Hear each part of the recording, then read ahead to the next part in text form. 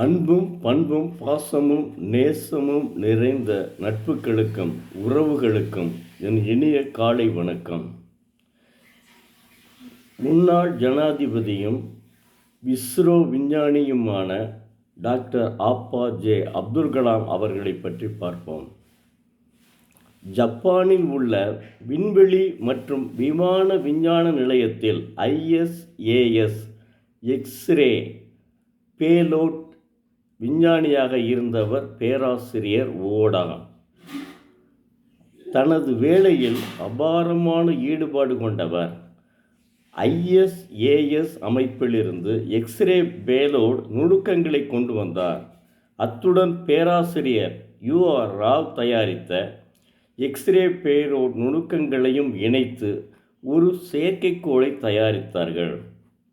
கடல் மட்டத்தில் இருந்து 50 கிலோமீட்டர் உயரத்தை எட்டியதும் அதன் மூக்குப்பகுதி வெடித்து சிதறும். வெடிக்க வேண்டிய நேரத்தை நிர்ணயிப்பதற்கு ஒரு எலக்ட்ரானிக் கடிகாரம் பொருத்தப்பட்டிருந்தது. இதன் மூலம் நட்சத்திரங்களை ஆராய முடியும்.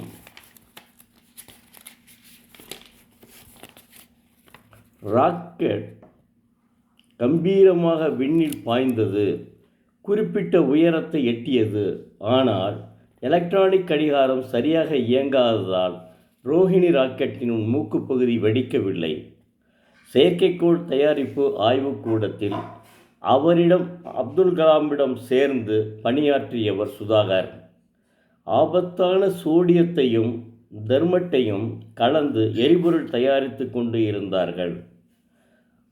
அவரும் சுதாகரும் பேலோட் அறைக்கு சென்று கலவை சரியாக நிரம்பி இருக்கிறதா என்று பார்த்தார்கள்.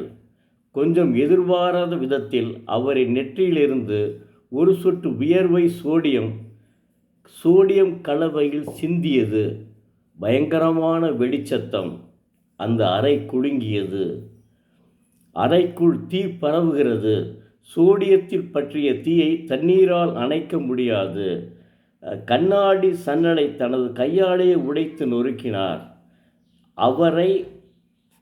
கண்ணாடி சன்னலை தனது கையாலேயே உடைத்து நொறுக்கினார் அந்த சுதாகர். அவர் அப்படியே அலக்காக தூக்கி வெளியே வீசினார் டாக்டர் அப்துல் கலாம் அவர்களை. பிறகுதான் அவர் குதித்து தப்பித்தார். இரத்தம் கொட்டும் அவர் கைகளை நன்றி பெருக்குடன் தொட்டு கொண்டார். பல வாரங்கள் மருத்துவமனையில் சிகிச்சை பெற்ற பிறகுதான் அந்த ஆழமான காயங்கள் அவருக்கு ஆறின. எப்படியெல்லாம் டாக்டர் APJ அப்துல் கலாம் கஷ்டப்பட்டிருக்கிறார் என்று பாருங்கள். ராக்கெட் நாட்டிற்காக உழைத்திருக்கிறார். இது மாதிரி தான் இளைஞர்கள் தயவு செய்து இதை படிக்க வேண்டும்.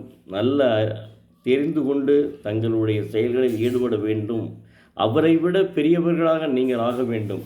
இன்றைய இளைஞர்களுக்கு இது ஒரு மிகப்பெரிய உதாரணம், வரப்பிரசாதம். நன்றி. நாளை மீண்டும் பார்ப்போம்.